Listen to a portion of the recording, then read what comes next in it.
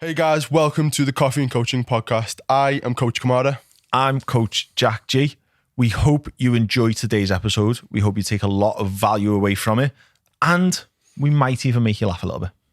We started this podcast to help empower and inspire you to take control and create the life that you want to lead.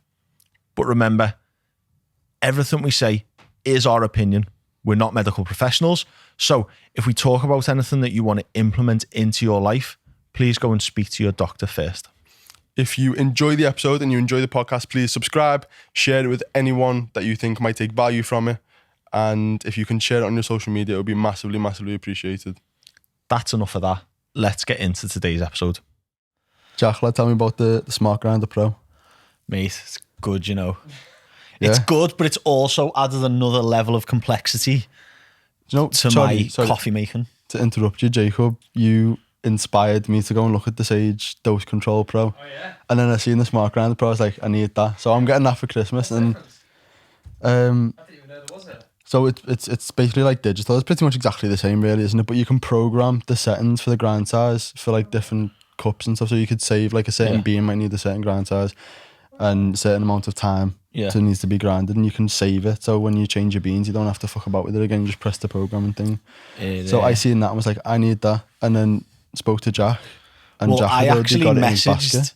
you Yeah. when I had the what's it called? I can't remember what it's called. Dose control. Not the dose control, the Smart Grinder. Smart Grinder Pro in my basket, ready to order, and was like, well, I hadn't clicked order, but I had that open on my laptop, and I messaged him and was like, lad, what was that grinder Jacob said about? And he was like, oh, it's this one. It was the dose control, but I'm getting the Smart Control, and I know he's read all the like stuff about it, so I just went, yeah, sound, I've got that one open, I'm getting that. But I'd only just watched a Hoffman video on grinders. You know, they're like starting the like intro to espresso. And he was talking about all the different grinders. Steel conical bears. Yeah. Heavy. We're good to go, mate. It's a solid grinder. It's solid. It's expensive. It's nearly as expensive as the fucking machine that we Well, that I it just is bought. for you, but I bought refurbished because I'm not a muppet. I don't want fucking. I'm not a baller like you. I can't. I mean, I Well, I'm not buying it. but It's just a Christmas present, mate. I'm buying it like so. Told you, didn't I? I got the grinder and the espresso machine for less than a new Bambino Plus costs. I just don't want like the thought of like little bits of coffee grounds and like coffee oils and shit in me stuff. Do you know what I mean? I just want a fresh, clean one. Man, it's war in. It's been to war, mate. You know what I mean? It's battle hardened. It's old and ragged. Done mate. it. Yeah, it's been there, done it. It's old and ragged. Fuck that. Um, But are you enjoying it anyway? yeah. I mean, some mornings when the espresso doesn't go right, like now, I've got the grind set and I've got the grind time. I've got it all nailed for the beans that I've got now, so I can make an espresso like that in the morning without thinking about it. But I've had the machine for about a week, and it's took me that long to get it to it. And if Hoffman drank this espresso, he'd spit it out. Do you know what I mean? But it's nice compared to the espresso I've been making without an espresso machine. Yeah. Without like a proper grinder, like it's nice, like it's better than an espresso. Yeah. Espresso. You should fucking hope so. The fucking investment you just put into it. But there's obviously a lot of work to be done because I'm new to the espresso making game. But yeah, it's nice enough to sit and drink and taste the flavors and stuff. But some mornings, like say the dogs woke up and chose violence, and he's like fucking about, and like I'm late or like I've got to go and get Rachel or something. I spill some coffee grounds, so it's not 17 grams, it's like 15 grams now. I'll fucking tamp it wrong, it'll come out, it'll fucking under extract, and I'm just like there's been many days where I've made like 5 espressos before one tastes okay. Yeah. Yeah. See, that was the frustrating thing when I was using the single wall. I'm enjoying the education side of the coffee as well, because it's just like a whole new world. Once you delve into it, it's fucking amazing. Yeah. But so basically, for everyone who wasn't in this conversation that me and Jack had, So like all of you, basically everyone in the world, I didn't have a grinder. Like the grinder that I was using was like just an electric one, like 20 quid from John Lewis. It was shit. So all of the grounds of coffee were very like non-uniform. So like some bigger ones, some smaller ones, and that basically when you put that into an espresso machine, it's just like It's no good. it's terrible. It absolutely fucks it. And sometimes randomly I just get a good one, and sometimes I'd get a really bad one. It was just very, very inconsistent, even if I did everything perfectly. So that will obviously be fixed when I get the grinder. But I was using a single wall basket. It's called a basket, isn't it? Single wall basket, which goes into the port filter, which basically, I don't actually know what the difference is, but apparently it delivers a truer cup. So like if you fuck the grind up, the espresso is fucked. Yeah. But if you have a double wall, which I didn't even think about, I think it probably creates a bit more pressure or something. So, I don't know what it I does. think, could be a million miles off here, but when you look at the single wall, Yeah. it's got like the normal mesh on the inside of it, but on the outside there's a little tiny hole where it all groups together and comes down. Whereas on the single wall, it's just that single mesh. Yeah.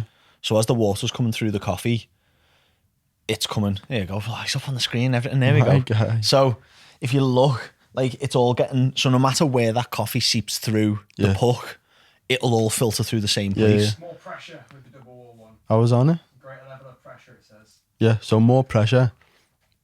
So even if Probably you just- grind shit, even if you grind shit, it even still if you- makes a good solid it'll coffee. Still make a good pressured, So like a uniformed pressure. yeah. So I've started using the double wall, and it's fucking boss. It's just so nice having boss coffee in the morning. Have you changed your water I mean, I just put the water in every couple of days, like now. from tap? What do you mean? Do you use tap water? Yeah. Hoffman wouldn't be happy with you, lad. Why? What's wrong with that, lad? What if it's too hard? That could be messing with your flavour too. I was using bottled water. Get on this, right? Because I was using Highland bottled water because I don't drink Just tap explain water. to everyone what hard water is, please, because everyone will be like, "What do you mean hard water?" People know what hard water is. They don't. People know what hard water No is. one knows what hard water is. If there's too many minerals in the water, depending on where you live, what type of pipes you've got, how old the pipes are, you get hard or soft water depending on like how much like minerals are in the water content. So like People the think water you're might, talking like- about ice. Yeah, so the water, so it affects the flavour essentially. But you'll also get like limescale build up. So if you get limescale a lot in your taps and stuff, then you've probably got hard water. But I was using Highland Springs bottled water because fuck the environment and stuff. From plastic bottles, and then just throwing the plastic bottles in the garden because no one listens. But it was making the coffee really, really bitter. Yeah. And Highland Springs is full of loads of minerals. Like it's got quite a high mineral content. So I was listening to Hoffman, obviously, god of coffee. And he was like, that plays a role in it. So I actually used tap water and it tasted better. Yeah. But it doesn't taste as good as if I used like filtered water or like he showed a water that's got like a good mineral, because you need some mineral content in it and you need some bicarb content in it to make a nice water, because that affects the flavour. And he was like, that's one of the things that will affect the taste of your coffee the most. Wait, so yeah, I do use tap water. Yeah. So boil it and see if it tastes different. Yeah. Sick. Yeah. I will. What coffee have you purchased for me today, lad? Today, you've got a normal milk latte because you can drink normal milk, and I've got a coconut milk latte. And I've been practicing my latte foaming anyway with the foamer on the machine. And I tried to make one with coconut this morning and it just did not work. It tasted horrible. Yeah.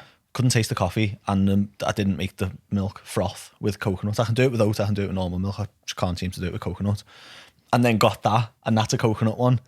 And it's like thick and frothy and like cream. And I was like, I should have asked him how he's done that. Because it's the same milk I used. I can see it in the fridge. I went into Press Rose the other day and was asking the guy, he did some beautiful coffee art, and I was like, hey, how'd you do that? Yeah. Because I haven't even tried it yet. No? With the sage. I wanna give it a go. I feel like it'll The just auto thing has me off. So if I let it do it itself, if I just put the cup under and let it go on the little auto button and press steam, it spills the milk over every single time.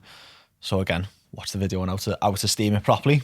It's dead easy and it comes out well better. boss. Well, I'll give it a go. Um, What are we chatting about today? Today, I'm excited for this one. I was excited when I wrote the stories.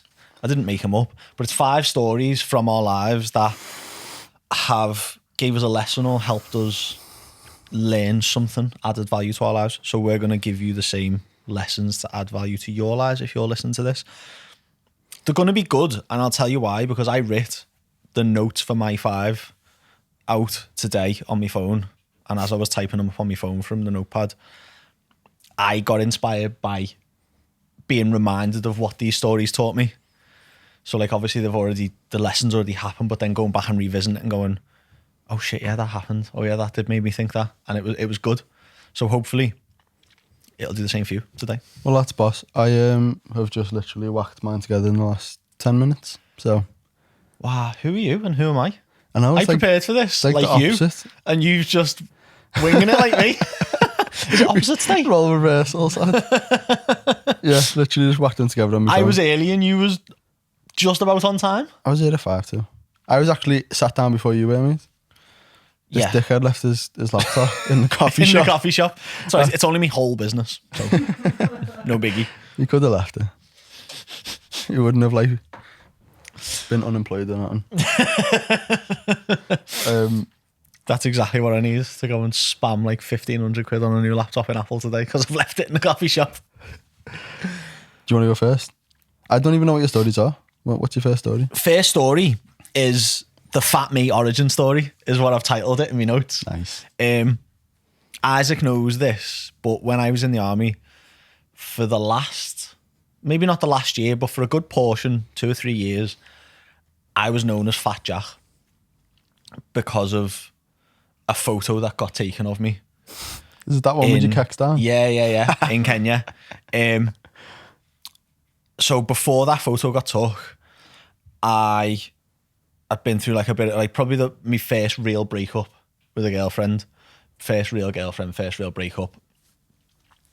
And was just a little bit broken over it. Like I was like, didn't add emotions that I didn't know what to deal with because I was a real man. Yeah, a real man who doesn't have feel emotions. But I was in the army as well, so you can't show emotion. You can't have emotions because emotions are weakness. And also I was like 22, 23. So unless you're him at 22, 23, you've not really got a handle on your emotions yet. I think you had a handle on them when you were about 8. Sitting there meditating, questioning the meaning of life and stuff. That's one of my stories. Yeah. Love it. So I didn't. It took me a little bit longer to get my head around my emotions.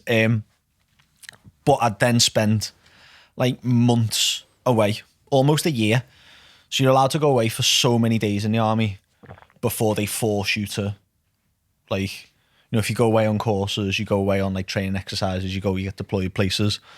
And if you're away for a certain amount of days in a year, they're like, look, you can't go away anymore. You've been out of the country or you've been out of base, out of the place you're stationed for too long. I was like over that by about 100 days because I just went from one thing to the next, just to keep my mind busy. I think looking back was just like, yeah, I'll just do that because if I'm doing something, I'm focused on that and I'm not addressing the shit that's going on in my head or at home, and I don't need to go home where the girlfriend was from and see all the things that remind me of her and stuff. So I can just go to a different country, just go to different parts of the world, whatever. And then Kenya was the last stint that I was doing. And we've been out there for about 4 weeks. And at this point, like, I'd been eating my feelings for months. Couldn't really go to the gym because that would remind me of her, kind of. And I'd just get really frustrated and not enjoy the session and leave. So I wasn't training. I wasn't really working out. And I was just eating like crap. So I was in a bad way. And like to the point where if I lay down on the bed on my back, I couldn't see my feet. Yeah. I had this big belly, couldn't see my feet. But it hadn't really clicked until this photo, because I hadn't really seen myself other than seeing myself in mirrors, but not zoomed out. And one of the lads took a photo of me and come back, and there was a guy we always used to skate the piss out of for being fat. It's just like a running joke that he was just a fat cunt. And he come up to me it was him who took the photo. He come up to me and went, lad, you're in worse shape than me. And I looked at it and I was like, fucking hell, I'm a mess. Have you got the photo there still? No, I've got it somewhere. I've got it on Instagram, like if you scroll right down, but I haven't got the actual photo. Was it your first ever post, wasn't it? Yeah. It was my first ever post of like, that was me. Like, obviously for most people, I think, when you're at your worst, there's no photos of you because you don't keep them at the time. Yeah. So when you're like where I am now, I'd love that photo to be like, fucking hell, look what I used to look like. But obviously at the time you're like, fucking hell, get rid of that photo, don't show that to anyone. Yeah. But obviously it was the army, so everyone's seen that photo.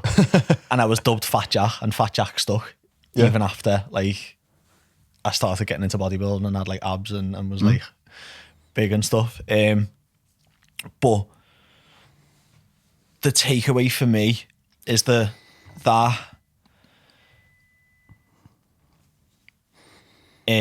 absolute brain blank there, see that? The takeaway. The takeaway for me is that if you're listening to this and like you're in a similar position, there's gonna come a point where you go, enough is enough. Jump on that and do something about it, no matter what time of year it is or what time of day it is, or like go and do something about it right there, because that's what I done. Like he showed me that photo, and the next day the lads were training on some like, it was like cement, it was like bean tins filled with cement with like cast iron bars like put into them to make like a makeshift gym. And I hadn't been there the whole time we were there, and I was like, yeah, come on, let's go. Started doing runs, and that kick started, and I was in shit state. I couldn't do a press up. I couldn't do a press up. I couldn't do like body weight dips. Yeah. I could barely run like 600 meters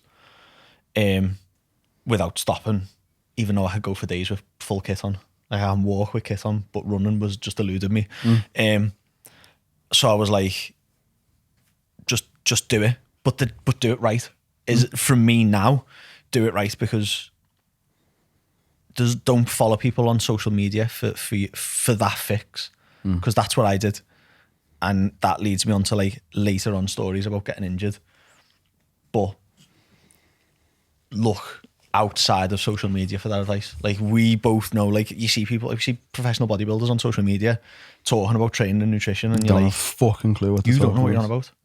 So just because someone looks good, walks the walk, talks the talk that they're actually talking, even if they sound convincing saying it, might be absolute rubbish. Yeah. And But often it's like if you went to a mechanic and the mechanic just went, yeah, we need to fix this the right gasket. phalange of you. We need to fix this. I don't even know if gasket's a thing in a car. We need to fix this gasket because blah, blah, blah, and just chatted all madness. You wouldn't have a fucking clue what they said unless you're a mechanic. Yeah. It's the same with fitness. If you don't know what you're talking about, anyone who has like the slightest idea can say some bullshit and make it sound convincing. Just as long as if you believe the lie, then it stops becoming a lie. Do you know what I mean? It becomes the truth if you believe it enough. Yeah. How does it make you feel being called Fat Jack? And in fact, yeah, just answer that first. I laughed it off at the time. I was like, yeah, Fat Jack. And it proper used to do me head in. Like that's what got me. I used to call myself Fat Jack in the end. Yeah. And it become like that's what fueled all of my training, all of my like, come on fat cunt, come on fat ass, you can do another set, fat ass. You've heard me say that in training. Yeah. Come on fat boy. Yeah. That was always the one. Yeah. Come on fat boy, let's go. Let's go fat boy. Said that prepping for a photo shoot. Yeah. Probably the leanest I've been ever. And was sat going, right, come on fat boy, let's do another set. And that psychology, like that fucks with you. You can't, like, you arguably in that, well, I was in the best shape I've ever been in, telling myself I'm a fat cunt still. Whether I truly meant it or not, I'm saying it. I don't necessarily think that that's a bad thing though, because you're calling upon your almost like your demons to drive you towards a positive goal. It depends, I think. If you're being destroyed in your mind and actually think you're a fat cunt, even though you're lean as fuck, then obviously, yeah. But like, if it's not healthy. If you're poor and you constantly remind yourself the fact that you don't want to be poor anymore and it drives you to make lots of money, yeah, that's a positive thing. Yeah, but I wasn't saying, don't be a fat cunt. Come on, don't be a fat cunt no more. I was still calling myself a fat cunt. Yeah. Which is different, do you know what I mean? Like, like if you're poor and you're like, fuck this, I don't want to be this anymore. Yeah. Like if I had a picture of Fat Jack going, don't be that, it would be different, but I wasn't. I was still calling myself fat. Yeah. Well, I think there's a fine line between being consumed by your demons and insecurities and using them to fuel greatness and fuel positive change. And the reason I asked that is, what do you think of all the shit in the media these days about you can't call people fat? Big question, lad. Fucking hell. I was not ready for that. I think you can call someone. You can call someone whatever I think you can call someone whatever the fuck you want. You've just got to deal with the consequences. Yeah. Like, oh, you can't say that. Well, I can, can't I? I could say whatever they're my words. I can say whatever I want. Whether you like the sound that comes out of my mouth is your problem. If you want to do something about it, do something about it. Like, I don't like the news. I don't like anything that the news says. I don't like anything that comes out of the news or tabloids or anything like that, so I don't watch it. So don't listen to it. Don't voice my opinion about it because I don't care about it. Do you know what I mean? Like, the news can say whatever the fuck it wants, but not to me because I don't listen to it. Do you know what I mean? Yeah. Well, I think I sort of disagree because I think, yeah, obviously you are able to say whatever you want, but I don't think it's right that you should say whatever you want all the time. So if you were a fat cunt, I wouldn't just come up to you and go, Jack, you fat cunt. Well, no, but you're a decent human being, aren't you? Well, that's what I mean. Yeah. So I don't think it's appropriate to just say whatever you want all the time. But I think the person who is called fat or someone who's called Fat Jack, if they're offended by that, then that's their own fault. Well, it's if you have excess body fat and you get called fat and you don't like it, well, it's the truth. If you're fat and you get called fat, what are you crying for? Go to the gym, do something. Yeah. Stop eating so much food. Like, do something to change your life. Like, the fact of the matter is you are fat. So if you get called fat, yeah, it might be really offensive and unnecessary by the person who said it, and they probably shouldn't have done that. But if you're offended by it, you should definitely do what you did and do something about it to drive yourself forwards to actually achieve a positive change. Well, I think it says a lot about the person who it's being said to, even as far as racism would go, which we spoke about before. But like, someone could say something racist to you, me and you would both go, fucking hell, what's that about? I'd probably wouldn't speak. I'd just fill them in first and then speak afterwards. But yeah, you wouldn't take that, I don't think at least, wouldn't take that as an insult to you or as like a reflection on you. You would see that person as being like, you've got issues, you're not. I almost feel sorry for them a little bit. Yeah, do you know what I mean? Like, and that. Yeah. Again, like, so that's where I think people can say whatever they want because what people say speaks volumes about them, not about what they're actually saying. Yeah. Or who they're saying it to. Do you know what I mean? Like, if you, like, the guy in the gym talking 10 sets of drug dealer between his sets on his little throwaway cell phone. Yeah. Like, that tells me so much about you that you need everyone in the gym. Yeah. To know that you're a grafter. The guy who walks around with 2 tellies in between sets. Do you know my favourite one, right? Because people get intimidated by it. Do you know what I'm going to say? What I'm going to say? The boxing. Do you know why I love it? Do you know why I love it so much? Because for someone who's like nervous in the gym, I would say that's quite intimidating. Seeing someone shadow boxing between sets, you're like, well, I'm not going to go over to them bits of explain to people what it is first. What that is the polar opposite of what it does for other people. So like people are nervous. What it actually is, like when people will finish a set. It's huge insecurity. Well, when people will finish a set, they jump up and start shadow boxing between just around the machine. Like, yeah. You'll have definitely seen it. Everyone, like, it's everyone will have seen it. It will be someone, right? It'll be a lad. And I've seen, there's not really an age range to it. I've seen from 16 years to like 45 plus doing it. Yeah. In okay shape, but very unconfident in a gym environment. Yeah. You can see by their body language that when they do the exercise, they don't feel like they're doing it right. Yeah. They're looking around constantly, like they're hyper alert. But they've done boxing before and they know how to box. Yeah. And they know how to shadow box, so they feel confident shadow boxing. Yeah. Even if they're in a bodybuilding gym. Yeah. Like, Prophecy is not like a gym that's got boxing pads. It's got a punch bag upstairs, I think, hasn't it? But like, it's a bodybuilding gym. Straight bodybuilding gym. It's not a shadow boxing gym. It's not like Derry Matthews? Like, that's a boxing gym and it's got like, I'm sure it's got machines in there and stuff, or, you know, like the 4 corners. It's a fighting gym, but it's got gym equipment in. If someone's shadow boxing in the corner, you'd be like, oh yeah, well, they're probably a fighter. Whereas prophecy. It's like, well, no, it's a bodybuilding gym, so Yeah. you're definitely 100% doing that just because you're really nervous and out of place. Yeah. But from someone on the outside looking in, it's like, oh, I'm not going over there. He's shadow boxing. I'm just going to avoid that area. Where it's like, if you know what that is, it's like, oh, mate, do you want me to like show you? Like, don't worry about it. It's just a gym. Like, I think it's always like an alpha male yeah, who is in a very vulnerable position. yeah, in their yeah, head. yeah, yeah, yeah. So they yeah. need to do something to demonstrate that they are the alpha male and that they could smash everyone's head in if they wanted to. So. Well, it's more of a Well, beta male, that's isn't what it? That's what they're Who trying thinks to say. they're an Yeah, alpha. Yeah. Yeah, yeah. It's like a puppy, Yeah, like showing off in front of the big dog. The big dog won't move. yeah, The true alpha in that gym will just go in, train, and leave. yeah. But the guy who wants to be the alpha, but it's just not got. It's just not quite there. Yeah, we'll do stuff to try and like mask it. Yeah. Like put on a bit of a show, like a peacock with the feathers, isn't it? Yeah, 100%. I don't even know how we got onto that topic, but I'm glad we covered it. Yeah, I'm glad that guy. Do you know what? I love that. I knew you. It's good that you knew what I was going to say as well, though. Amazing. It used to be a pet hate until I figured out what it was, because I used to see people doing it, going, "What are you doing? Yeah. Why are you doing that?" Yeah. And then I clicked and I was like, "Oh, I used to be you." So story number 1 for me, monkey bars. Monkey bars. Going in Love it. chronological order. Okay, mine aren't. Mine are all over the place. Oh, do you know what I've just thought? No, I've just thought of my 5th story, but it's Here we gonna have go. to come second. Winging it. Let me write it in. Absolutely winging it This today. this is a big story. This, you know, We've had this planned for weeks. this is Wings it. This Story is 5 on the day. Mid-recording of the podcast. that's a boss one.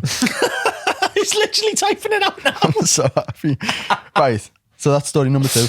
Okay. Story number 1, monkey bars. So people may be aware of it. I feel like we may have spoke about this on a podcast before. Yeah, I think maybe. we touched on it, didn't we? Because you Or- made me do it. Yeah, definitely on Instagram. Can't even remember, but basically, I don't think it was on the legit podcast. I think it was on the... yeah, the Season season 1. So basically, when I was moving house the other month, Jack came to help me, and we stopped for a little break in what's it called, the watering can, and in Greenbank Park there are these monkey bars, and I was walking past and I went, "Hey Jack, can you do them monkey bars?" And I told him the story. I got him to do them. Did you do it? You did them, didn't you? Just Just hard. Right. We're Yeah, too they're, heavy they're now. a difficult kind of... We're They're not too- even just a I straight. know, It was I know. a... We're heavy now, so it's hard. Well, basically, the reason I wanted him to do them is because I was taught an unbelievable lesson by my mother at the age, I'd say probably like 7. Did I say 7, 6, 7, 8, Something, maybe yeah, it was something like young. that. I used to go to that park all the time. I mean, it'd have And- to be about 7 to be playing on that park. If you said like 12, I'd be questioning. Like, Yeah, something like that, 6, 7, 8. going to the park with my mum when I was 16. And there's these monkey bars, right? And they are top tier, like boss level Yeah. difficulty Like monkey bars. Ninja Warrior. Like a Level good, monkey a good bars. 10 foot, like 10 foot in the air. Yeah, I'd I had say. to jump to grab him. Yeah, yeah. Didn't I? Yeah. At least 8, 9 foot, maybe not 10.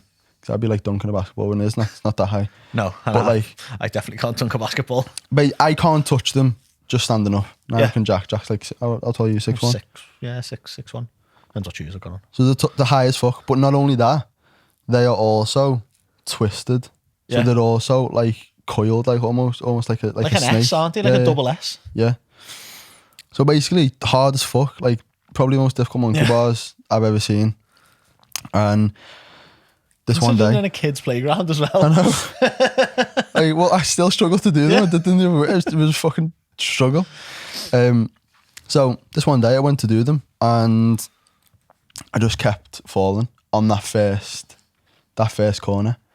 Every single time I kept falling, and it's a big fall, and I kept landing and hurting myself, and just I got up a few times and tried it again, and just kept falling at the same point, and started crying my eyes out, and was like, "I'm gonna go," and started crying, just wanted to leave. Yeah. And my mum was just like, "No, you're not leaving. We're gonna finish this. We're gonna Yeah. finish it. If you start something, you have to finish it." And then I got up, tried it again, kept falling off, kept crying. We were there for about half an hour, and I just kept going, and she just kept not letting me leave until I did it. And eventually, I had like almost like a moment where I just sort of like summoned some energy, and I sat there and I looked at the monkey bars and I was like, right, why do I keep failing at this? And it was because, remember what I said to you, when If you start with the wrong hand. if it turns that way and Yeah. you've got to swing round with your right hand as it's turning, Yeah, it's too far. it was too far, and I clocked it and I went, right, let me try it, and I got like a bit motivated, a little bit of spike of motivation, and then just fucking done it and finished it, and then felt an unbelievable sense of accomplishment. I was like, yes! And then my mum let me leave. And although it's like just completely inconsequential whether I was going to do those monkey bars or not, like it doesn't matter. Nothing was achieved like significantly. No one got paid. No one did anything. There was no real reward from that. It was a humongous lesson to teach me. If you start something, you have to fucking finish it, no matter how difficult it may be. If you just keep going and keep working and keep, not necessarily like mindlessly just keep going, but like continually pushing, continually not giving up, and looking at almost like, right, well, why isn't this working? Doing different things, trying different things, but never actually giving up on the end goal of getting those monkey bars done. And you're not allowed to fucking leave until you get it done. That put something deep within me, and I became a very stubborn individual when it comes to finishing stuff. Yeah, you are. Except uni.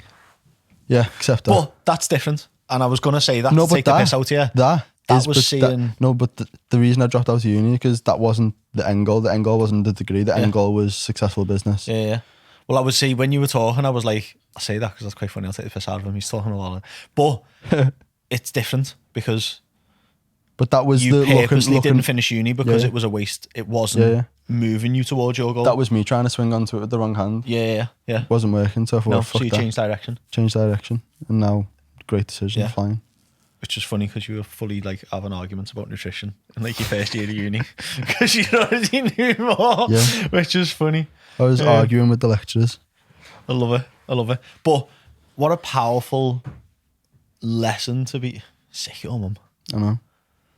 Boss, innit? Yeah. Like, well, you're like 7, 8 years old and she's just like, nah. That was a life-changing lesson here, child. Life-changing lesson. Just don't give up.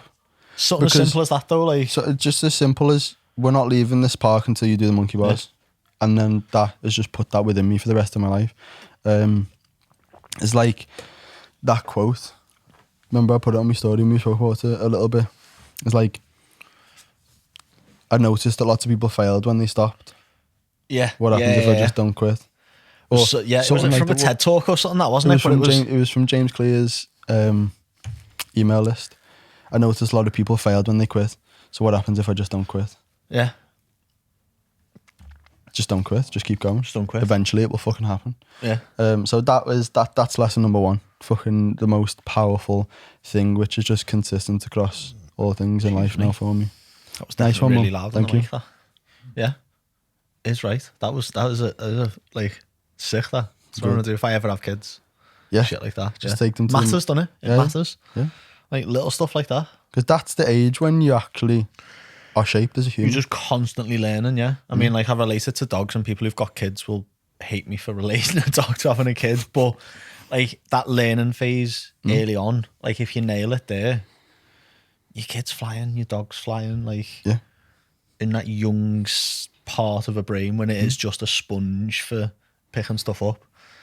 Like my little cousins, like, when the kids like come out with little phrases and you're like, how do they even know that? Because they're just constantly listening, even if they're not actively listening, they're like passively listening. They'll be watching Barney or fucking Baby Shark or whatever they watch now, like, and you'll be talking about something in the background and they're just like, shh, that's in. I'll say that to Dad later. Woo, swear words, I'll use that in a car later. Story number 2. Story number 2 is it the most recent one? Yeah, it's the most recent one. So we've gone origin story and we're going to jump straight to the most recent. Losing a business in lockdown. Yeah. When that first lockdown hit, I was just in denial and thinking back, like, I think I was working with Steve McGrath at the time. Or I was just about to start working with him, I think. I can't remember that part of it. And I remember being in the gym, and it was just before I started working with him. He'd started getting all of his stuff prepared. He was like, he just accepted lockdown's coming, gyms are closing. I'm preparing a load of home workouts. I'm preparing, and he was already online, so he was fucking set up online and stuff, but started preparing all that. And I had just this mindset of, oh, gym won't close. It's fine. It won't get that bad. It won't close. We'll just keep going. Just turn up, just keep working. And lockdown was March, I think, wasn't it? February, best month in-person coaching I'd ever had. At that point, I had Tom working for me. I was full. He was on his way to being full. I paid him a full wage that month, and I was buzzing paying him a full wage. It was the first time I'd ever properly paid. Like, I've been paying him, obviously, but I've been paying, like, he didn't have that many clients, so I was paying him like a couple of £100 every month. I was paying him his percentage. And it was the first month where I was like, yeah, Tom, here you go, lad. here's like, I think it was like, I paid him like £1,500, and I was like, yes, lad, here's £1,500. Sick. And that was his percentage. Yeah. And I was like, fucking yes. Like, smashed it. Best month. And I was like, we've cracked this. We've got this. Shit's going to go off. March went from a full, didn't have any, it was just beginning to set the online side of things up. I'd not long finished working with Adam Haley, who taught me how to be, like, how to transfer shit onto online. And was just starting to set that up, but was really busy with the one-to-one, so it was just on the back burner. And the next month, made £500. I'd pretty much all my clients leave. I'd no interest in doing the online stuff because it didn't exist. So why would they? It was lockdown. Everyone's head was kettled. They were just like, nah, see you later. I think the world's ending, so I'm not going to carry on paying you for something that isn't fully set up yet. Made £500 and was like, oh shit. I've got bills to pay. Shit. Ended up taking a less than minimum wage job in a place that I won't name, and the guy I won't name, but he knows who he is, and he saved me massively. So he paid me cash in hand, and it was less than minimum wage, but it was money, and it saved me. It kept us in our flat. I didn't have to like get rid of the car. Like, we just managed to scrape by, and I was able to do that and build the business back up. But the lesson for me in that, firstly, massive shout out to the big man, because that, forever grateful that he let me come and work in that shop, because without that, it'd have been painful. Like £500. I think I had like £2,000 worth of outgoings. And £500 coming in, I was like, what the fuck am I gonna do? The gyms are closed. There was no sign of the gyms opening back up. Like, we could still get in the gym because it was open for us to work there. But none of my clients wanted to go, because at that point everyone thought like this was like the next plague. So everyone was just in their house, like, buying respirators and stocking up on toilet paper and stuff. So Muppets. Yeah. So like, that saved me massively. But the biggest lesson for me with that, one, like, pressure is my best mate. Like, I work massively, massively well under pressure. I work better under pressure than I do without pressure. Like, I need pressure to perform. Which is probably a bit of a toxic trait, isn't it? No, I think everyone does to some extent. You've got no pressure. Yeah. Like, carry on. Most people don't. So. Yeah. I need the pressure. But I remember saying to Steve, I started working with Steve then. Spent more money when I didn't have it. Like, yeah, go on, sound, let's do it. Speculate to accumulate, lad. That's it. Because I remember his story. I remember him saying he had the same conversation with Adam Haley. He was in massive debt, and he said, look, if I do this, it needs to make me money back. And he's balling now, like. So I was like, if he can do it, I can do it. So done it. And had that same conversation to him. I was like, look, this is the money I'm making. This is the money I've got going out. This is what I need to do. And he was like, okay, let's do this. And I said to him, like, having bills to pay. He was like, are you going to do it? I was like, 100% I'm going to do it. Like, I've got to do it. I've got bills to pay. I was like, not making enough money to pay the bills is a strong motivator for you to get up every morning and get your shit done.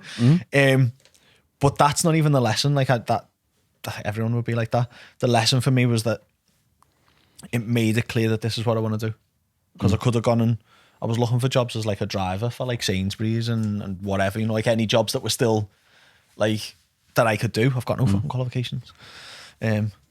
So it was just like, I'll do anything, I'll do whatever.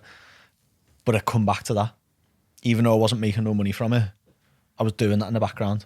I was building the website, I was building all the education content, I was doing the live webinars, turning up on Instagram, like doing whatever, even though it wasn't making me, it wasn't the main income until I could. And as soon as it was the main income again, I went back to doing that full time. And it was like getting clear, like, yeah, this is what I want to do.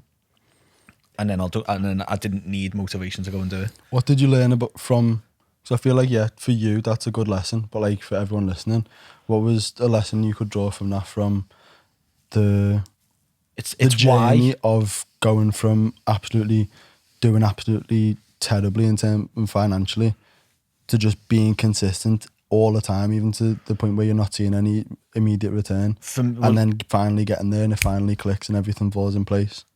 It's why I talk about values all of the time. I was talking about values before I even knew about values from Dr. DeMartini. I just didn't know. I just didn't call them values. Like your why, that's what I used to call it. Like knowing your why, like why are you doing this? Like I can't stress it enough. I said my clients are probably sick of me talking about it, because every check-in, every call, why are you doing this? Why are you doing that? Like why do you want this? Why do you want to lose weight? Like, if you know that, if you actually just open yourself up to being vulnerable to your own thoughts and going, why do I actually want to do this? And then whatever the answer is, ask them why that's the answer. And then ask them why that's the answer for that. Like, why do you want to lose weight? I'm unhappy.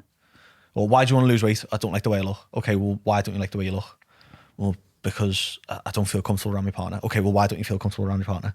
Or well, because like I have to hide in the bathroom, and it gets deeper and deeper and deeper. And like the fourth or fifth why, that's why. And then just double down on whatever that is. And that's what got me through it. It was like, no, this is what I want to do. I want to help people. I want to help people feel good. Like, this is what I love to do. I talk about it all the time. Talk about the mind, talk about the body, talk about training all the time. Like, this is what I'm here to do. So yeah, if I've got to work in this shop now, sound. Do you think, going back to, you know, the first story we were speaking about, when you were saying the sort of like it could potentially be negative to constantly be thinking about your insecurities and have them define you, would you not say that those insecurities of you being fat Jack and how shit you felt, and constantly remind yourself of how shit you felt then, is the biggest driver as to why you do what you do now, because you don't want anyone else to feel like that? Yeah, definitely. Yeah, but I like, what I meant by kind of disagreeing with me earlier on is that so many people fuel their health and fitness journey from a place of hate, and it doesn't work. It does. Hate's a fucking fantastic motivator. If you hate yourself, you'll change, but that'll only get you so far. Listen to next episode for more on that. Yeah. Yeah, I'm not even going to go any further. You got to listen to the next episode now. It's going to be a boss one. Yeah, it's going to be a good episode, that. Nice, that one, eh? Painful, terrible cliffhanger. You're going to have to watch this one.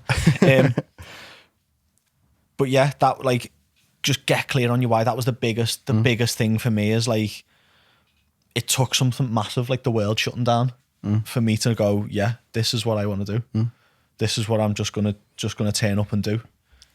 Yeah. What I was alluding to when I asked you that question before, though, when I was saying, is there anything else that the audience could pull from it, is like, you were making 500 quid a month and still turned up every single day, did your live, still turned up, did your Instagram content, still turned up for your clients all the time, every single day, even though it wasn't paying off.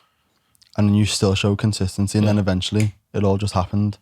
The value of consistency was demonstrated tremendously for you there. Yeah. And the same for me. I think that first month I had 8 online clients and I was charging 100 quid at the time. So I made £800, and it was just like, I didn't have that same amount of pressure though. I was still living at home. I didn't even have a car at the time. Or I'd bought me car. Yeah, you own like 20. What was that? A Polo. A Polo? Ah, oh, beast that. I had a little 1.2 Polo. I spent 20 quid a month, 20 quid a week on that, on petrol. I think I had like 20 quid phone bill to pay. Yeah. Because I just bought everything outright. So I just literally just had like the tiniest things to pay for. So I had no pressure really. Like I had savings, I was completely fine. But like still the same thing is just turning up every single day, and then that shitty business through consistency is now turned into a full-time thing. So Mad. I know. But value of consistency is another thing you can pull from that. Right, this is story number 2. This is the one I just thought of live on air. You know what I'm thinking, right? We should split this into 2 parts. I think we should do this as 2 different episodes. Okay. So I reckon we do this one, wrap it up, and then do the next 3. Yeah. In the next episode. So this one was another fantastic lesson, but from my dad this time. So I used to be a bit of a baller. I don't know if you know. Have I told you before? Yeah, a little bit. Yeah. I used to be quite good at footy. But I didn't actually start playing until I was like 8, and I joined this team called Walton Phoenix, and they were fucking terrible. So like me having never played football before in my life was just like the best player. And then I think I left very, very quickly and went to this team in Manchester, because I used to go to my dad's on the weekend. Yeah. Stay in Manchester, and I started playing for this team called Fletcher Moss. And like I just was very good. And then I think after like 2 games, I got invited to go down to City or something. I can't remember if it was like a summer camp or something, or it was like a proper trial. I did actually play for City later down the line, but this wasn't the time. But when I first went, pulled up with my dad in the car, and I seen the Man City sign and all the fucking sick facilities and all the kids playing on the thing. And I think I was like 9, 10 maybe. And I was just like, I don't want to go in. I was just like, nah, I don't want to go in. Because I'd like just started this football thing. Everywhere I'd been, I was like just by far the best player. No one could even come near me at all. And then I was like, immediately just hit me like, shit, you're like, this is going to, like, your status as the best footballer is now just going to be just absolutely swept from underneath you. Like, you're going to be the worst. And that's all I could think of, about how shit I was going to be in comparison to everyone else. I'm going to make a fool of myself. And that just scared me so much. And I was like, no, I don't want to go in. I don't want to go in. Yeah. And I just refused to go in. We were just sat in my dad's van in the middle of the car park. And I was just like, I'm not going in. And he was just like, what the fuck are you talking about? Yeah. And I started crying. I was just crying for like 20 minutes, half an hour. And I just didn't want to go in. I was so scared of losing that status as the best footballer and being surrounded by people who are better than me. And then he just literally was like, I think he was trying to like coax me and be like, no, it's okay, blah, blah, blah. Yeah. And then eventually he just went, if you don't get out of this car now and play football, I'm never taking you to play football ever again. You will never play football again. And then I was like, and then was there for like 10 minutes. And I went, let's go then. And then got out the car and then got out. And I was so fucking scared. Like, just wiped my eyes, went into the changing rooms, didn't speak to anyone, was just like fucking terrified. And then got on the pitch and was the best player. And just fucking tethered everyone. And that was another unbelievably powerful lesson, because it's like, if you want to achieve anything, you have to step out of your comfort zone. Yeah. Like, that was probably the scariest thing that could have possibly happened in my life at that time. And stepping so far out of my comfort zone at that time led me to have a pretty successful football career as a teenager. Sick. Because it would have been very easy to just be like, no. And if my dad would have let me go, I would have constantly gone into that. Every single time I get challenged, I'd be like, no, I don't want to do it. And he'd be like, sound okay, don't do it. But he forced me to step out of my comfort zone. And then that became something that, actually, when you're really that scared of something, it's never as bad as you think. If you step out of your comfort zone, good things will happen. And it's never as bad as you actually think it will be. I think that gives you such a powerful position as a coach, that you've been fortunate to have all of these almost like psychological stepping stones that some people don't get until adulthood at a very early age. Like, a lot of people have like just avoided challenge because it's what you're designed to do. As a human, is find your brain will find the easiest way. So unless you force yourself to get better at it, you won't. I think for a lot of people we work with, that's often the case, is that they haven't reached where they want to get to because it means stepping outside their comfort zone. They could be an absolutely high-flying, successful person in business, in life. They might be like the world's best parent, and like nothing stops them when it comes to that, or like they own multiple businesses and they'll go outside their comfort zone and that. But then when it comes to their health and fitness, it's an unknown and they won't do it. You haven't already done that at a young age and repeated it and repeated it and repeated it. You can say to someone without a doubt, just do it. Yeah, like go and do it. Like it's never ever as bad as you think, and positive things will always come from it. And that's why I actively chase uncomfortable situations. I don't know, I think we spoke about this when I did an IGTV about it, but like unnecessarily putting yourself in uncomfortable situations to get used to discomfort. Yeah. So like when it's raining, I just sometimes put my hood down just to feel uncomfortable for no reason. Yeah. Sometimes I won't wear a coat to go out when it's freezing cold just to make myself uncomfortable and just get used to the feeling of uncomfortableness. And if you can handle uncomfortable situations, you can handle pain, you can handle anything and be okay with it and just sit there and experience it and not be like destroyed by it. You can handle fucking anything. Yeah. Anything physical, you can handle it. You can handle a death set and a hack squat and it doesn't phase you. You can handle a breakup, you can handle a death. Obviously it's difficult, but you can handle that shit a lot easier when you're constantly exposed to discomfort. Yeah. So I love training because it's almost like a training ground, a battleground of life. It's like preparing yourself for life, I feel. Yeah. I'm gonna get Jacob to record this, but it's not on this one. We'll do it in the next episode because it's part of my next story. So I'm not going to rope you in. I'm not going to break the fourth wall just yet. Did anyway. But we'll record it on the next one. But that touches on it perfectly for what I was going to say. Boss. So should we wrap that one up now? We're going to have a small break and we'll come back for part 2. So should we release this the next day after, or should we give it a few days, make them wait on a cliffhanger? We'll see. See how we feel. I'm not going to decide now. See you all in the next episode. See you all in the next one.